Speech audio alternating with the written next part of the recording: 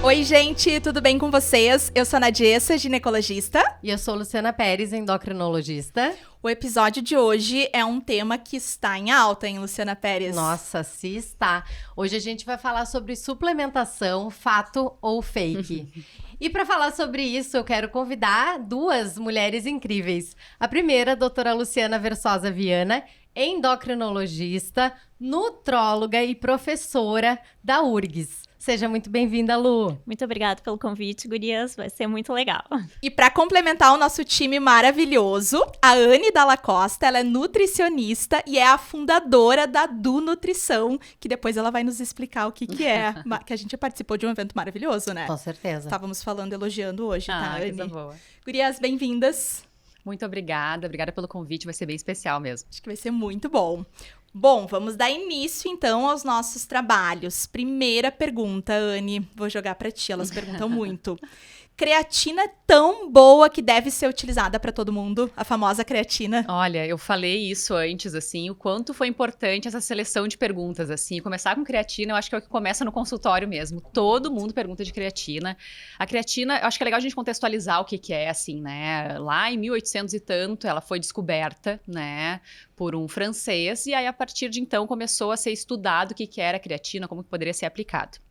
E aí, enfim, se descobriu que existia mais creatina no tecido muscular de animais que eram selvagens, ou seja, tinham mais esforço físico do que animais que estavam ali em cativeiro, né? Animais que não se movimentavam tanto. Então, começou a se relacionar, então, a creatina com a força, né? Com o vigor. E a partir de então, desde 1900 e tanto, se começou a aplicar a creatina para este fim, né? Para força. E isso é muito bem documentado, muito bem estudado. Então, a creatina acaba sendo para quem? Pelo menos por enquanto, a gente está gravando esse podcast na metade de 2024, né? A gente sabe o quanto isso muda, né? Então, a gente sabe que hoje todos os estudos que falam de qualquer outro uso da creatina são muito rasos, né? Os próprios estudos dizem que precisam de mais estudos para que a gente consiga comprovar um benefício, por exemplo, a nível cerebral, né? Então, o que a gente consegue entender? Que a creatina ela tem que ser usada para este fim, de força, de performance, né?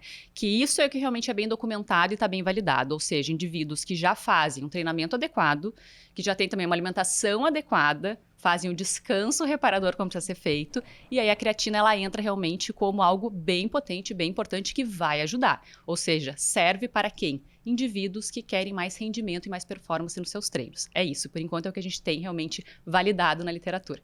Pra Perfeito. quem treina. E a cerejinha Exato. é a cereja do bolo, né, Anne? Totalmente. É a cereja do bolo. Eu gostei que tu falou de todas as coisas que precisam ter antes da pessoa pensar em usar a creatina. Com certeza. Porque às vezes a gente vê a ordem invertida. A pessoa, primeiro ela começa pelo suplemento para depois começar a ir pro básico. Exato. E tem muita polêmica, né, Lu? Se a creatina tem ou não aí serventia em relação à cognição. O que dizem os estudos mais recentes? Pois é, acho que a primeira coisa que a gente tem que entender é o que é a cognição, né? A cognição é a adaptação a novos conhecimentos e ela inclui vários domínios. Inclui a execução das tarefas, memória, tarefas executivas, enfim, tudo isso está relacionado com a cognição. Atenção, né? Que hoje em dia todos esses domínios a gente vem perdendo com tudo isso que está em volta de nós. É celular, é muitos estímulos. Enfim, então é muito difícil avaliar cognição e o efeito da creatina sobre a cognição. Né? Uma meta-análise, que é uma reunião de vários estudos recentes, mostrou que em relação à memória, a creatina não tem efeito. Tá? Então, para avaliar a cognição, a gente tem que avaliar cada domínio em separado para poder entender. E isso a gente não tem estudos suficientes no momento. Só complementando, em relação à creatina, a gente sintetiza a creatina. Perfeito. Então, tendo uma boa alimentação, o nosso rim, o nosso fígado é capaz de sintetizar a creatina. Além disso, o aumento de performance, ele é da ordem de 15%. Então, por exemplo, se a gente pensar em alguém que faz 8 repetições, ela não vai ter nenhum aumento de uma repetição usando creatina. Muito bom. Então, isso é muito importante para um atleta de alta performance, em que 15% vai ser a diferença de eu ganhar uma medalha ou não. Exato. Mas para o atleta amador e para quem pratica pouco exercício, talvez ela não signifique uma coisa importante no Que é desempenho. que a gente recebe no consultório na sua maior parte. Exatamente. Exato. Então é muito, né? A gente tem que alertar também, porque tudo isso tem um custo e o custo não é baixo, né? Exatamente. Então acho que isso é muito importante. Gurias, não tava na pauta, mas eu vou perguntar, tá? Tá. Sou o público leigo. As pacientes se queixam muito de edema relacionado à creatina? Não. Inchaço, assim? Não. Não, e na verdade, né, os estudos mostram que no início tinha uma preocupação com retenção líquida com a creatina, mas na verdade nas meta-análises isso acaba não acontecendo muito. O que tem, né, é uma diferença que pode haver uma redução ali de massa magra, mas é bem pouco, em torno de 1%, tá? Então, de massa gorda, desculpa, em torno de 1%. Então isso é bem pouco. Também, clinicamente, às vezes isso não é relevante, né? A pessoa nem vai conseguir perceber isso na balança ou num exame. Tem que avaliar muitas pessoas para conseguir achar essa pequena diferença. Perfeito. Mas na dúvida, já que a gente está recebendo pacientes normalmente para emagrecimento, a gente começa com doses mais baixas, assim. Dificilmente a gente começa com doses mais altas de creatina. Então eu vou testando a paciente para ver se ela realmente não sente nenhum efeito, porque realmente os estudos não trazem mesmo, né? E na prática, se elas leram em algum momento que tinha retenção, elas vão sentir. associar. É que aí é o efeito nocebo, né? Esse que é o problema do efeito Então, nocebo. a gente começa com uma dose mais baixinha quando elas querem também usar creatina. Né? Perfeito. E tão popular quanto o tema creatina é o whey protein. Anne, quando é que se usa o whey? O famoso whey. Protein, exato. Já quando a gente tá falando aí, então, de proteína em pó, no geral, inclusive o whey protein, aí pra mim é muito meu queridinho, assim, porque o whey protein, ele traz uma praticidade, a proteína em pó, enfim, né, traz uma praticidade que a gente precisa ter no dia a dia pra ter um aumento de consumo de proteína. Acho que muito se fala também hoje em dia de uma adoração à proteína, né, e na verdade não é isso. A questão é que amplamente distribuído na natureza, a gente tem o carboidrato. A proteína é mais difícil realmente da gente encontrar. Então, a gente colocar proteína em pó, seja através do whey protein, a gente vai falar na sequência de colágeno também, tem o body balance hoje em dia, proteína vegana, vários tipos de proteína, é importante sim para todo mundo que deseja atingir uma meta, né, de proteína, de consumo de proteína ao longo do dia. A gente sabe que a maioria da população come o quê? No almoço, uma porçãozinha ali de frango, e na janta, olhe lá, às vezes também uma porçãozinha ali de carne, alguma coisinha assim. Mas não é normal as pessoas consumirem ovo de manhã, consumirem iogurte de tarde. A gente sabe que não é A comum maioria, isso. não. Exatamente. Né? Faz um inquérito, a maioria come pão com manteiga no café da manhã, Ou e o resto da tarde preto, bolachinha. Ou uma frutinha se quiser ser saudável, né? A pessoa que quer ser saudável, ela não dá o primeiro passo colocando a proteína de tarde, né? Então, com um fracionamento ali de 4 refeições no dia, onde a gente consegue ter realmente um aporte proteico mais adequado para quê? Manutenção de saúde, não estou falando nem de performance, né, ainda, né, mas a gente precisa ter, então, a proteína inserida na nossa rotina. E a proteína em pó acaba sendo realmente uma praticidade incrível para a gente conseguir atingir isso, né. Então, todo mundo que precisa atingir sua meta proteica pode utilizar um whey protein ou qualquer outro tipo de proteína em pó. Perfeito. Mas essa é uma coisa que eu sempre falo é que é fácil atingir a meta proteica, né, para nós, seres humanos normais. Não estou falando de fisiculturistas. É fácil atingir com a alimentação. Pô, sem né? dúvida. Então, às vezes, só com a orientação da nutricionista, tu já consegue. Agora, o whey acaba muitas vezes sendo utilizado como um substituto de uma proteína, né, natural ali, eu digo em forma de comida. Forma de alimento, sim. Né, justamente pela questão praticidade, enfim. E até variação também, né, Lu? Então, por exemplo, a gente colocar de manhã, é Sim, difícil o por enjoar. paciente... Exato, é difícil o paciente aceitar, por exemplo, frango de manhã ou algum tipo de carne. Ou ovo todo dia, eles já se queixam bastante. Exato, ovo todo dia. Ou às vezes iogurte, agora a gente tá aqui em Porto Alegre, é um frio, assim, então a pessoa não tolera tanto consumir um iogurte de manhã, uma coisa gelada. Então, acaba sendo umas fontes proteicas um pouco escassas para café da manhã e lanche da tarde, assim, pro gosto da população. Então, por isso que acaba entrando a proteína realmente como uma praticidade. Exato, exatamente. Só lembrando, né, que as pessoas, em geral, elas precisam consumir 0,8 gramas de proteína, muito diferente do atleta que pode precisar de 2 gramas de proteína por dia.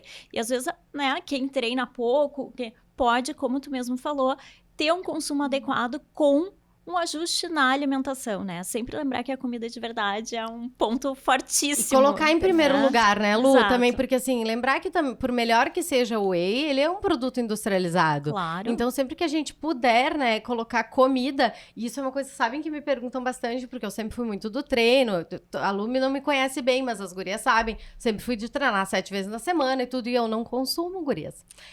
Pra mim, o whey é muito, muito, muito esporádico, porque eu prefiro comer a comida. né? E Claro. coloquei essa meta, assim, na minha vida de sempre priorizar a Claro. comida. Então, acho que é importante os pacientes saberem disso. E né? é super importante o acompanhamento profissional adequado também, porque a população, e aqui entra todo mundo, né, que não é da área específica que trabalha com isso, tem dificuldade em saber o que tem em cada Com alimento. certeza. A gente vai orientar cálcio ali para as pacientes na transição da Exato. menopausa com osteoporose, e a paciente não sabe o que são alimentos ricos em cálcio. Sim. Então, para proteína é o mesmo raciocínio. Com certeza. É a com gente certeza. fazer essa psicoeducação do alimento, do que Perfeito. tem, o que tem realmente proteína. E até É isso afastar aí. esse medo do comer, né, Lu? Porque um medidor de whey ele vai ter em torno de 20 gramas de proteína, né? A gente sabe. Pra atingir isso com ovos, seriam 3 ovos. As pessoas se apavoram de consumir 3 ovos pela manhã, assim, sabe? Então, colocando nessa analogia, às vezes é mais fácil a gente introduzir já um whey protein pra pessoa. Ela vai tolerar mais ou fazer variação mesmo com uma fonte proteica, né, de alimento, do que realmente a pessoa ficar perdida. Porque as pessoas ficam perdidas mesmo quando a gente fala, olha, coma mais proteína. As pessoas realmente não sabem, como a Nádia comentou. Com certeza. Gurias, tu falou em colágeno. Colágeno via oral, doutora Luciana Pérez. Melhora a pele. Então, Gurias, eu gosto de começar falando assim, né? O colágeno foi um dos suplementos mais vendidos dos últimos anos e a promessa dele é incrível, né? Melhora de cabelo, unha, Pele, pele, flacidez. né? Articulações, etc. Só que, assim, o que a gente sabe, saiu até agora uma revisão sistemática, uma meta-análise na Nutrients, não sei se tu viu, é bem recente de agora, mostrando, assim, que era uma meta-análise de 26 estudos, mostrando que melhora um pouco a elasticidade e hidratação da pele. Mas o estudo tem vários vieses, o estudo não tem qualidade, né, uma alta qualidade. Então, assim, pode ser, então, que sim, melhore um pouquinho a elasticidade e hidratação de pele? Pode. Agora, dá para comparar, por exemplo, com os bioestimuladores de colágeno, né, que é o Aplicação mesmo, Sculptra, sim. o Radiesse, que a gente aplica aqui dentro, né?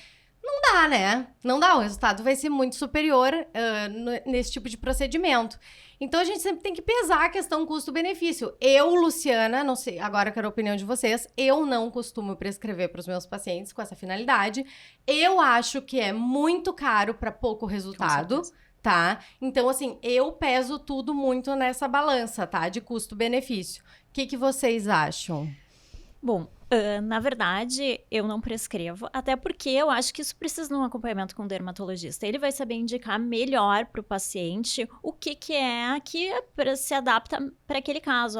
Vai realmente precisa de um laser, precisa acompanhar, o que é que a pessoa vai fazer. É como tu disse, os estudos, eles têm muitos vieses, mas as pessoas se sentem satisfeitas usando, tá?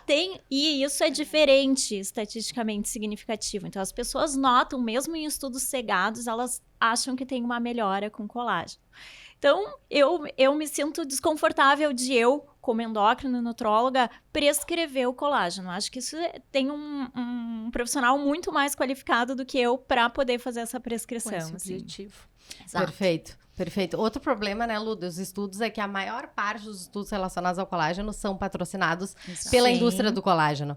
Então, a Sim. gente tem, assim, né, Viés. um outro viés Sim. muito importante comercial. E muitas vezes não comparam com uma fonte proteica semelhante ou superior, né? Então, se a Exatamente. gente colocasse a mesma quantidade de proteína, mas vinda de ovo, vinda de frango, será que não teria o mesmo benefício? Que a gente sabe que o benefício tá ali, né? No aminoácido, a gente não tá com benefício especificamente ali no colágeno. E essa meta-análise mesmo, ela falou ali, uma das coisas que não foi avaliada na maioria dos estudos eram os hábitos de vida daquelas mulheres. Se eram mulheres que comiam melhor ou não, se fumavam ou não fumavam, se faziam exercício ou não faziam. Alto consumo Então, de assim, açúcar, que influencia muito na questão do colágeno Exato, também. degradação de colágeno. Exato. Então, assim, tem muita coisa, né, gurias? Então, é difícil. Mas só pra, né, dizer que não é aquela 8ª maravilha do mundo que o Não. pessoal acha que é, né? Nem um pouco. Ok, e vamos prosseguir, então. Eu queria te perguntar, Lu, se o colágeno via oral, esse do qual eu estava falando agora, ele é bem absorvido pelo trato gastrointestinal.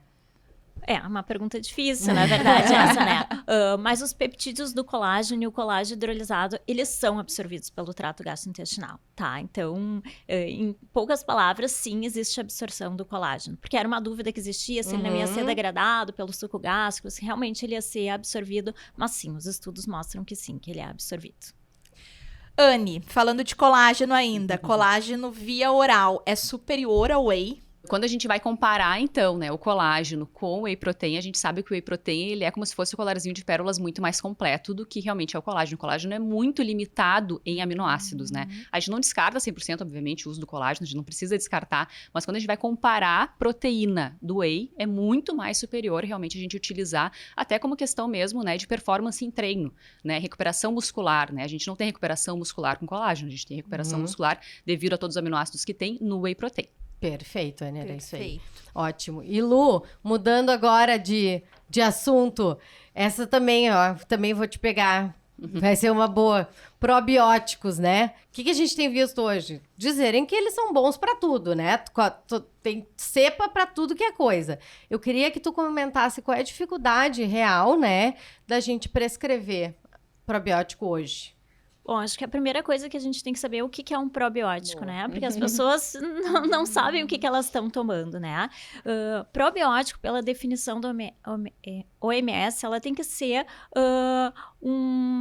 ela é formada por micro-organismos vivos, né? Então, basicamente, bactérias, que são os principais componentes dos probióticos, e eles não podem causar dano ao organismo e tem que conseguir passar pelo trato gastrointestinal para poder fazer a sua ação.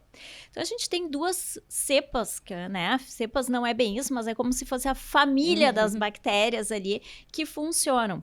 Só que é que nem antibiótico. Não adianta a gente dar um antibiótico para tratar a infecção urinária, que pode não ser o mesmo antibiótico que vai tratar a sinusite, né? A gente tem que saber qual a cepa e o que a gente quer tratar com aquela cepa. Perfeito. Então, entre as dificuldades de prescrever probióticos é primeiro saber se aquilo que a gente está dando realmente corresponde ao que a gente gostaria de dar. Começa por aí a dificuldade, tá?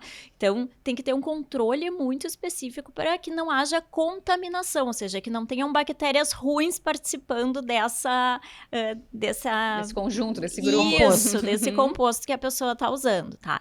E mais bem estudado mesmo, o uso dos probióticos, ele serve para a cólica do recém-nascido e para algumas diarreias. De resto, existem muitos estudos, existem algumas evidências científicas, mas eles não são comumente prescritos. Então, eu não prescrevo probióticos a não ser em situações específicas clínicas, tá? Não tem uma prescrição, assim, disseminada. Padrão. Não existe isso, tá? Eu preciso saber a cepa e o que eu quero. E a gente tem que lembrar que a gente consome probióticos, né? A gente consome probióticos no iogurte que a gente está comendo, em alguns tipos de queijo, né? O bichinho do iogurte ali, ele é um probiótico. Então, ele faz parte da nossa alimentação saudável também. Lu, eu acho que as pessoas se preocupam muito em consumir o bichinho, a bactéria, e não se preocupam com o que alimenta esse bichinho, porque a gente já tem, Perfeito. né? A gente já tem uma microbiota, né? Que é esse conjunto, né, de bactérias no nosso intestino e em todo, né? Nossa pele, né? Nosso trato urinário.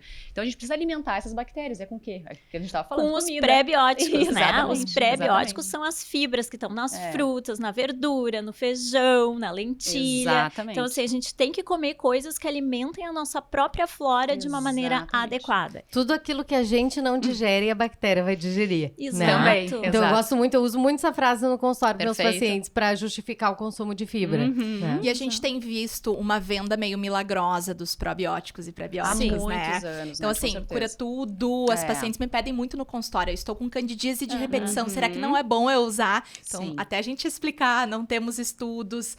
São muitos ali misturados. Então, os estudos também não separam, né? E até porque a gente tem também, hoje em dia, muitos já prontos, né, Nath? Principalmente quando a gente viaja, vai pra fora, olha, até nos supermercados, farmácias comuns, assim, muitos tipos, e isso me preocupa, com bilhões, né? Uma quantidade, assim, realmente gigantesca, que muitas vezes vai causar muito mais mal para aquela paciente ou para aquele paciente do que bem, né? Porque isso causa uma fermentação ali, aquelas bactérias, elas podem entrar totalmente errado numa microbiota, realmente a pessoa ficar totalmente estufada, distendida, muito pior, causar uma diarreia. Então, tem que ter cautela. É preferível muito mais a gente alimentar a nossa microbiota, cuidar isso, talvez usar cepas Concordo. específicas para algumas questões, do que realmente a gente tá querendo querendo manipular e fazer de tudo, né?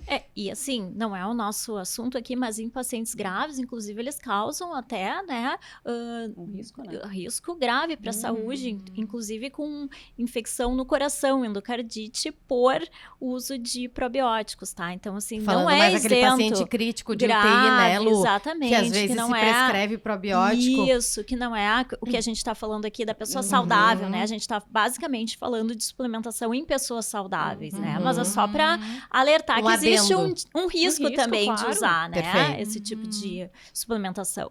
Perfeito. Luciana, BCAA, por que não utilizar? Então, né, gente? Primeiro, assim, aminoácidos de cadeia ramificada, né? Eles são 3. A valina, a leucina e a isoleucina. Uma das coisas que a gente sabe é que tem alguns estudos, né, que foram feitos aí para ver se teria algum benefício em relação ao esporte. E a gente sabe que a qualidade desses estudos é bem ruim, tá? Outra coisa que eu gosto de explicar, assim, esses aminoácidos, eles são essenciais, ou seja, a gente não consegue produzir, a gente precisa se alimentar adequadamente para conseguir sintetizar.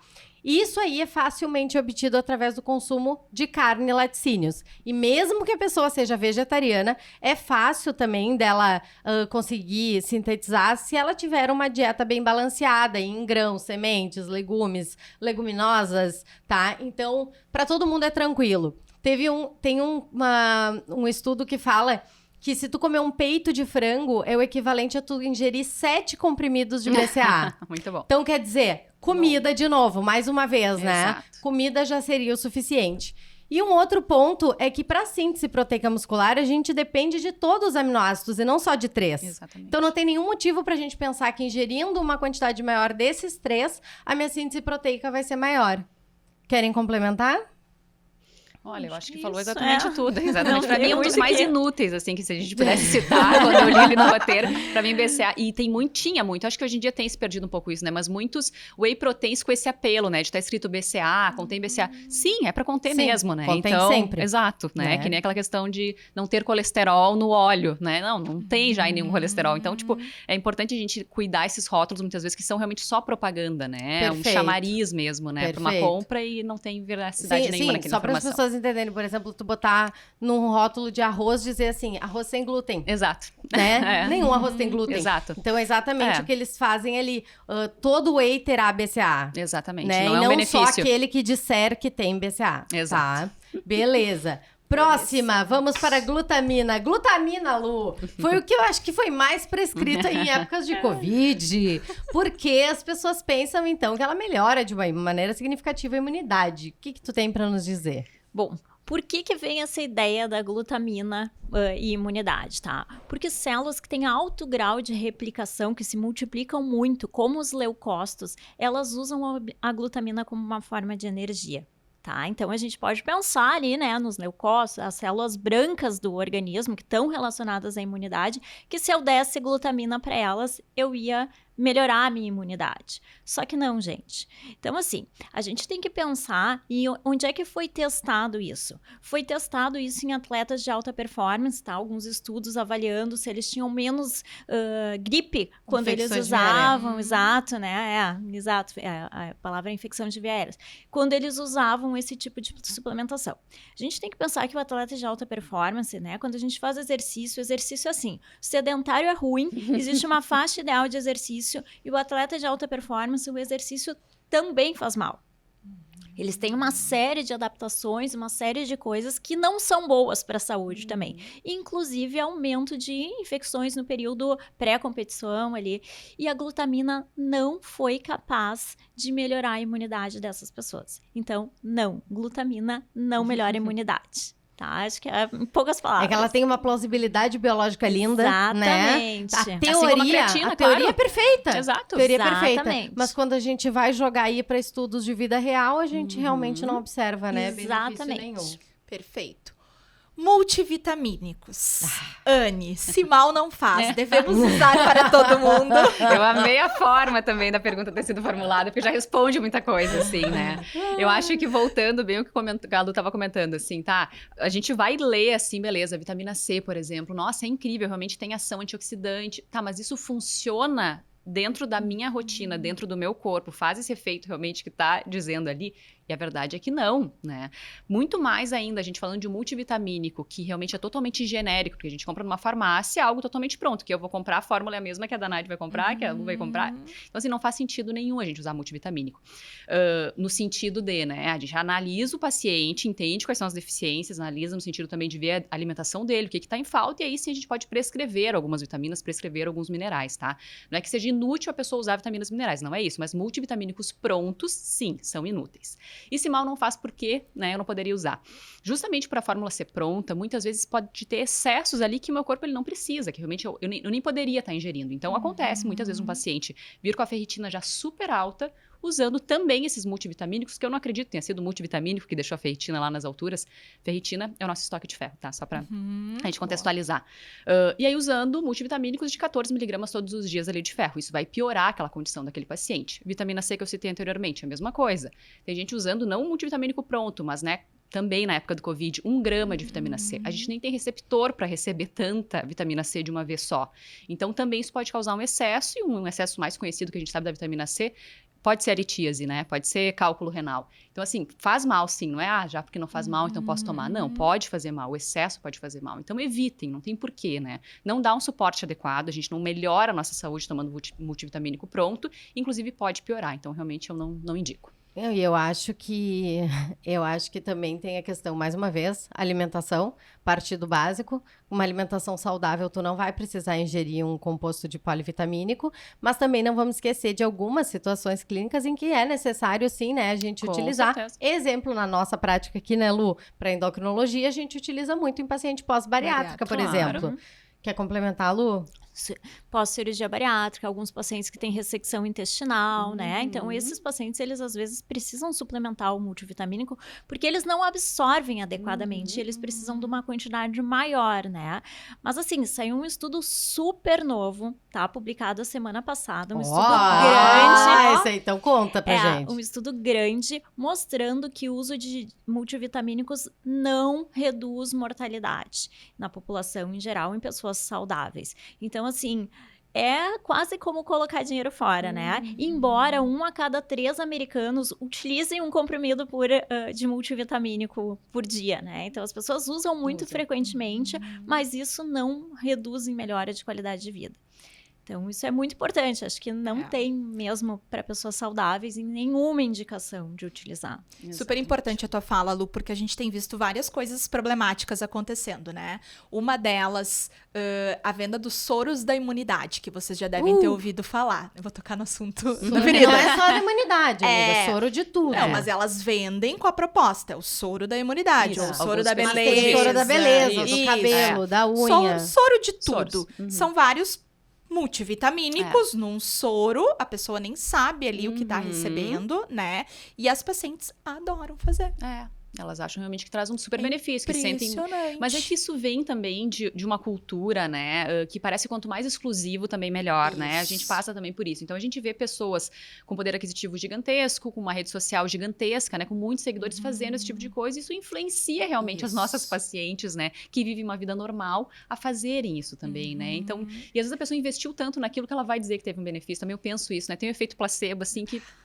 E às vezes não é... Se fosse só placebo, ainda seria um benefício, né? Mas a gente tem um risco, como tu comentou, gigantesco da pessoa estar injetando realmente algo que ela nem sabe o que é, né? Então, isso é muito complexo. Né? Acontece muito também com coenzima Q10, né? Injeção direto ali, né? Venoso de coenzima Q10. Gente, a gente não tem realmente estudo para esse tipo de conduta, né? Então... Falando pode falar.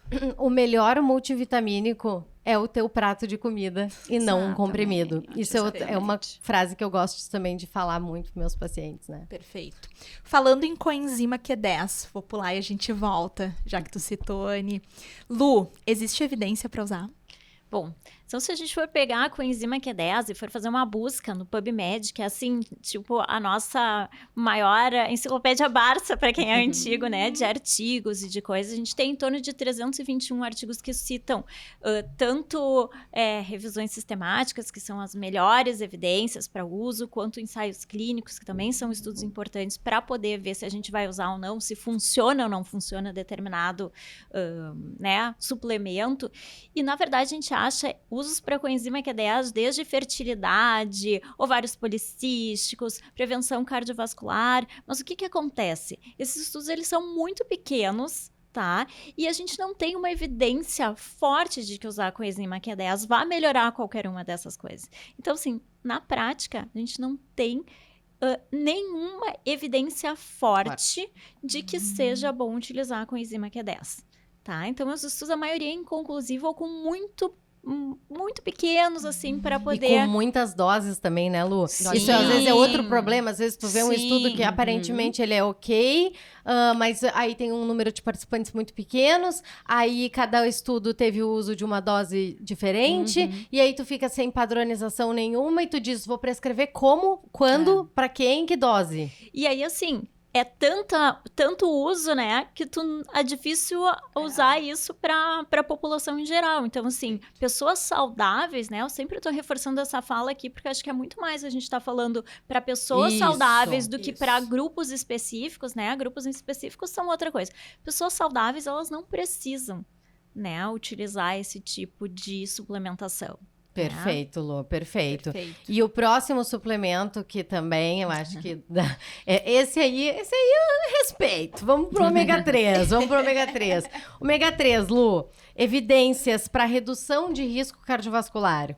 Bom, talvez o ômega 3 seja o suplemento mais controverso que tenha, né? Por quê? Porque o uso de ômega 3 no estudo grande, que foi o estudo Vital, que foi um estudo que foi desenhado para poder avaliar o uso de ômega 3 e vitamina D na população saudável, em adultos americanos, ele contou com 25 mil pessoas, não mostrou redução de risco cardiovascular. Só que a gente tem outros estudos que a gente chama de estudos observacionais, em que a gente pega e fica acompanhando as pessoas durante muito tempo e aí vê o que acontece com elas. Elas estão na sua vida normal, elas tomam e preenchem questionários dizendo se elas tomam ou não ômega 3 ou qualquer outro suplemento. Esses estudos observacionais, eles mostram algum benefício do uso de ômega 3 na doença cardiovascular. Problema que também tem um estudo bem novo agora, tá? De maio desse ano, mostrando que tu aumenta a chance também de fibrilação atrial, que é um tipo de arritmia.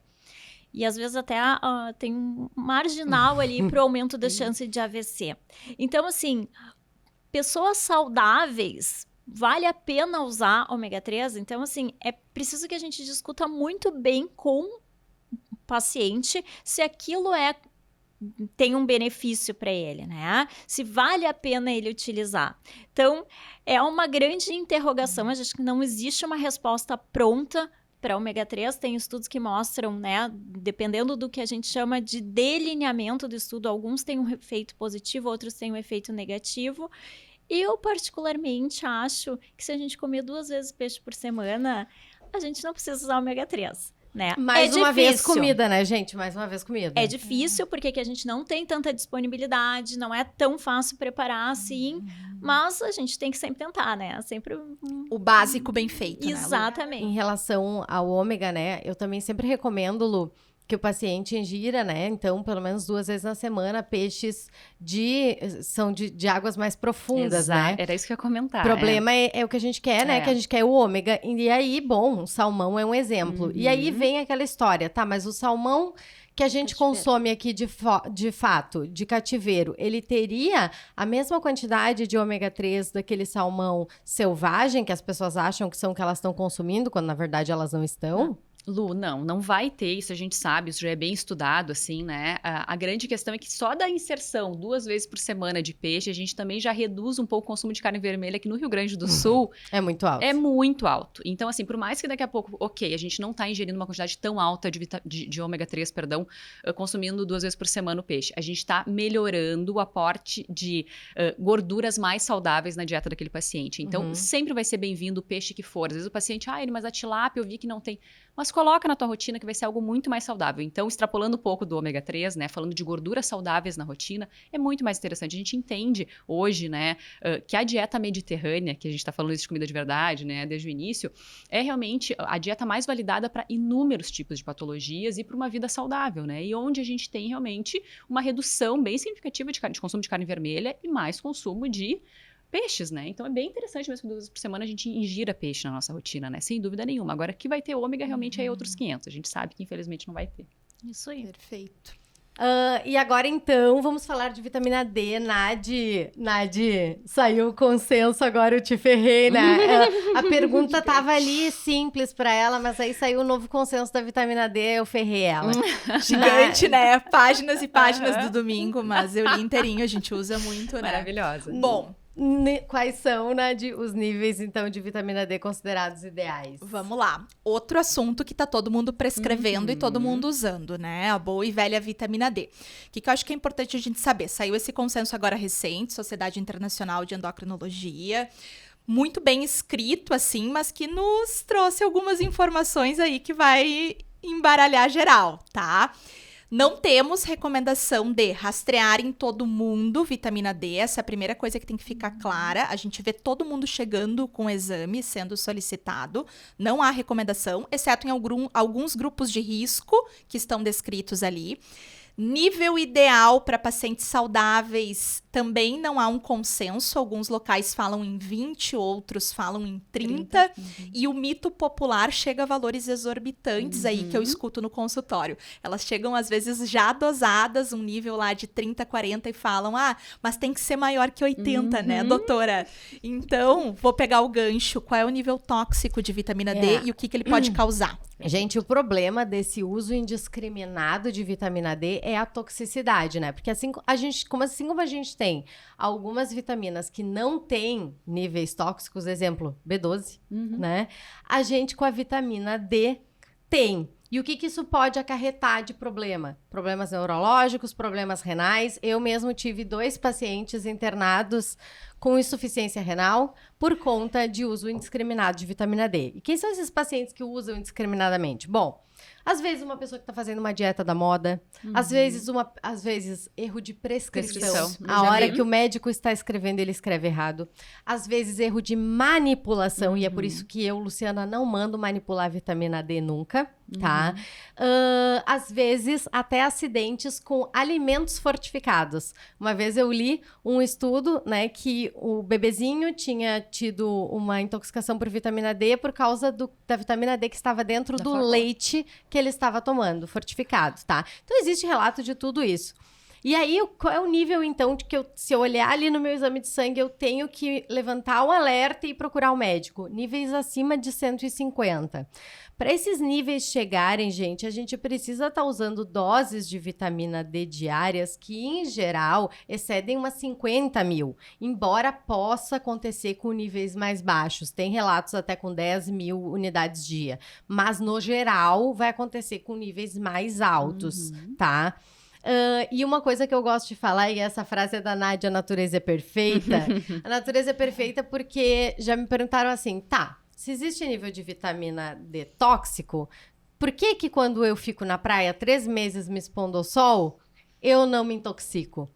Porque a natureza é perfeita, tá? A gente tem, então, uma fotoconversão da pré-vitamina D3 e da vitamina D3 em metabólitos inativos, e a gente não ultrapassa valores de 80 quando em exposição solar. Então, a natureza é perfeita, Nádia, mais uma vez. A gente teve um caso bem grave de uma colega que recebeu a paciente, a complicação. Essa paciente recebeu uma prescrição para manipular e ele queria, não sei se foi a confusão da farmácia ou da pessoa que prescreveu, do prescritor, mas moral da história, ela estava usando 50 mil por dia, sendo que a ideia era usar 5 mil, intoxicou e teve uma complicação super grave. Então, esse é o problema dos protocolos, né? Existem alguns protocolos, o mais conhecido é o protocolo Coimbra, né? Que usa altas doses de vitamina D para várias coisas. E a vitamina D, ela tem um detalhe, é que ela fica armazenada no tecido gorduroso. Então, diferente da vitamina B12, que a gente não intoxica porque ela é uma vitamina hidrossolúvel, então ela sai na urina, a gente não tem esse mecanismo de defesa com a vitamina D. perfeito. E aí isso aumenta a chance de intoxicação também, né? Perfeito, Lu, obrigada. E agora, mudando de assunto de novo, eu vou para os termogênicos, Anne. Se termogênicos, eles realmente levam à perda de peso e se são seguros?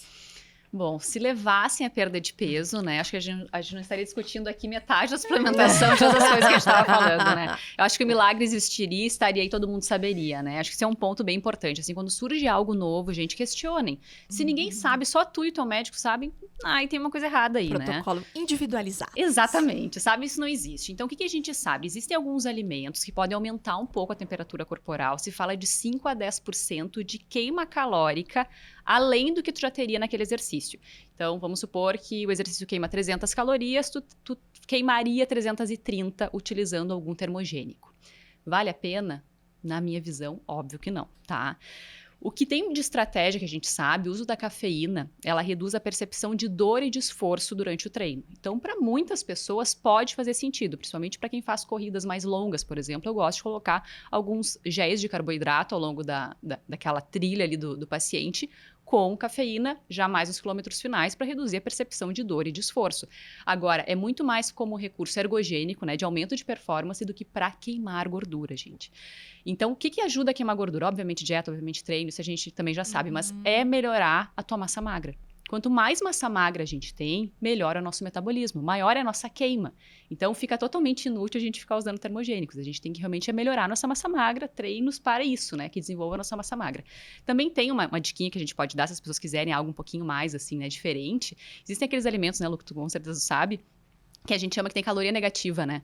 Que a taxa pra gente fazer a metabolização dele, toda a digestão dele, gasta mais calorias do que a própria caloria que ele tem, né? Então, isso entra muito nos vegetais. O chuchu, que é tão né, refutado por todo mundo.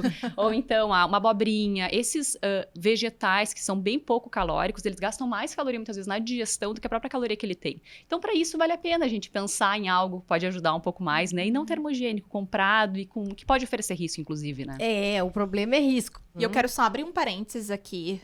A gente frisa muito em trazer informações baseadas em evidência. Sim. O cuidado que vocês três tiveram ao longo de todo o episódio, sempre falando, esse estudo tem o viés da dose que foi diferente. Esse estudo tem um N pequeno. Eu acho que a gente tá cada vez mais, né, vendo todo mundo falando, tem evidência. Tá, mas o que é evidência? Isso é um relato de caso. Total. Então, a gente precisa ensinar os profissionais que estão em formação a lerem e interpretar estudo e identificar viés de estudo, para não sair reproduzindo qualquer informação para todo mundo. Porque falar que tem estudo, infelizmente, é muito raso. Tem estudo para vitamina D de 50 mil. Na verdade, tem estudo para tudo. Eu sempre digo assim, ó, se tu procurar um estudo que diga que colocar o dedo na tomada aumenta a longevidade, vai ter. Vai ter. Tá, vai ter. Só que tu tem que saber analisar aquele estudo, né? Exatamente. É isso Perfeito. aí? Perfeito. E uma observação, Guria, só para finalizar termogênicos, que eu gostaria de falar, é que termogênico, quando funciona, de fato, ele tá contaminado. Importante. Podem ter certeza que ele está contaminado com alguma coisa. O que, Luciana? Sei lá. Sibutramina a gente encontra com frequência dentro de termogênico, a gente encontra hormônio tireoidiano, a gente encontra antidepressivo, tá? Até sildenafila, tadalafila, tudo isso já foi encontrado dentro de suplementos termogênicos, Importante comentar a verdade. Bem perigoso. Que é o Viagra, porque as pessoas talvez não saibam, só pra que é o pontuar. Fala, isso aí. Jesus amado. Isso aí. Socorro, Deus. Picolinato de cromo reduz o peso de maneira significativa? Então, teve um estudo que foi até também uma meta-análise da Cochrane, que é o que eu gosto de citar, que foi um estudo bem grande. O que ele mostrou? Que das diversas doses, de novo, das diversas doses que tinham nos estudos lá, 200 microgramas, 400, 500, 1000 microgramas, a perda de peso, ela é clinicamente não significante, porque ela beira tipo 1 quilo, tá? E os estudos também são de baixa qualidade. Então, a resposta é não. A resposta é eu não uso, eu não prescrevo para meus pacientes. Os pacientes vêm muito querendo pela questão do doce, né? Porque... que melhora a vontade de comer doce, segundo os pacientes. Exato. Porque o cromo tem uma relação com o metabolismo da glicemia. E aí, de novo, se extrapola isso para um uso, então, para reduzir então, a vontade do doce. Realmente é uma extrapolação que se faz, né? Assim como... É a história da plausibilidade biológica. Exato. Lá, né? E pra finalizar, gente, eu acho que assim, ó, nós estamos maravilhosas, porque a gente vai fechar em 1 hora e eu achei que esse assunto a gente ia até amanhã. Elas são ótimas, objetivas. Não, é isso aí. Lu, Morozil, tá? Dentre as promessas do Morozil, eu nunca me esqueço quando eu recebi a primeira vez essa proposta, eu falei assim, doutora, ele ajuda a perder peso, principalmente da região abdominal. Fiquei eu olhando para aquilo e pensando, gente... Que remédio inteligente, né? Ele vai lá agir direto na gordura abdominal. Lu, e aí? Reduz gordura abdominal? Reduz gordura geral? O que tu acha sobre o Morosil? Tá, vamos começar dizendo o que é o Morosil, né? O Morosil, ele é um extrato da casca da laranja, tá? Então, ele foi estudado em um estudo, tá? Um ensaio clínico randomizado com poucos pacientes, comparando se o extrato da casca da laranja versus uma substância que não levava a perder peso, um placebo, poderia levar à perda de peso. O que ele mostrou? O Morosil perdeu em torno de 4,2% do peso. O placebo, 2,2% do peso. Então, teve uma diferença pequena em relação à perda de peso. Em relação à circunferência abdominal, a diferença foi de 1,4 centímetros. A gente sabe que para cada quilo perdido, a gente diminui mais ou menos 0,8 a 1 centímetro de cintura. Então, o efeito do Morosil sobre a circunferência abdominal foi decorrente da perda de peso. Muito provavelmente é compatível, né? Eu só gostaria de falar uma coisa muito importante aqui, que é o seguinte, ó. Para o FDA aprovar um remédio para perda de peso, que eu acho que é o que fica de mensagem mais importante de tudo que a gente está falando, dos suplementos, de coisa, a gente precisa, né, a indústria, ou seja lá quem for, precisa submeter estudos que tenham pelo menos 1.500 pacientes acompanhados durante um ano e que esses pacientes, tá, tenham uma perda de peso superior a 5% ou 2 vezes a perda de peso do placebo, sempre mais que 5%. Então, vocês imaginam quanto que é difícil aprovar um remédio realmente para perda de peso. Fora todos os benefícios de segurança cardiovascular que cada vez mais tem sido falado. Quase todos esses suplementos que a gente falou aqui, com exceção talvez do ômega 3, que seja o mais bem estudado em populações maiores, nenhum desses suplementos chegaria nem perto disso em relação ao número de pessoas que foi estudado, ao desenho dos estudos, as coisas. Mesmo assim, né, a suplementação de creatina, tudo isso é estudado em populações muito específicas e populações muito pequenas. Então, é difícil extrapolar os resultados do que a gente está falando aqui para populações maiores. Além disso, quando a gente fala em suplementação, existe o que a gente chama de viés da pessoa saudável. Por exemplo, o que é? A pessoa que é mais preocupada com a sua saúde, ela tende a procurar suplementos. E quem são essas pessoas? Geralmente são mulheres com maior poder aquisitivo e com maior grau de escolaridade, né? É um paradoxo, né? Porque elas deveriam procurar mais a ciência, mas elas acabam acreditando mais no que está acontecendo. Então, essas pessoas, elas já têm hábitos de vida melhores. Elas não fumam, elas praticam mais atividade física. E isso talvez, né, principalmente nesse tipo de estudo que a gente fala que é o estudo observacional, vai levar a uma falsa melhora ou um falso efeito daquele suplemento que vai melhorar a sua saúde em geral. Então, a mensagem que eu gostaria de deixar para vocês é que, assim, o mundo dos suplementos, ele ainda é muito pouco estudado. A exigência para se aprovar um determinado suplemento é muito diferente de aprovação de um medicamento. Existem muitas subpopulações em que aquilo pode funcionar ou deixar de funcionar. Então, assim, usar por usar não vale a pena. A gente tem que usar e ter a certeza ou a melhor evidência, como a gente falou aqui, possível de que aquilo vá funcionar no meu caso. E o que funciona melhor mesmo, né, é a comida de verdade. É comer bem, é se exercitar, é o sono. Isso que é a Sociedade Americana de Cardiologia, né, como os 8 fatores para uma vida saudável, está incluído esses 3 fatores que a gente pode fazer e que são de graça, digamos assim, né? Que a gente pode ter a opção da escolha sem um custo maior.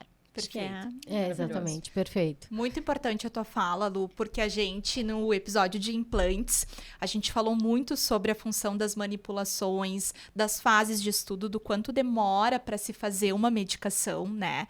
E aí, os nossos haters vieram nesse episódio, né? E aí eles falavam assim, vocês são umas vendidas, patrocinadas pela indústria. E a gente falou, não, a gente não é. Inclusive, a indústria queria participar do podcast patrocinando e a gente falou, não. A gente prefere prefere pagar do nosso bolso pra poder falar isso aqui que a gente tá falando e, né, O patrocínio aqui é só blogueiragem. É só porque vocês a gente podem vai falar ver. agora. É só blogueiragem, não tem indústria. Exatamente isso. E foi uma escolha nossa, sai do nosso bolso justamente por isso, para poder falar com propriedade isso que a gente tá falando. Então, tua fala foi perfeita, vai ao encontro do que a gente quer aqui. Muito bom. Isso aí.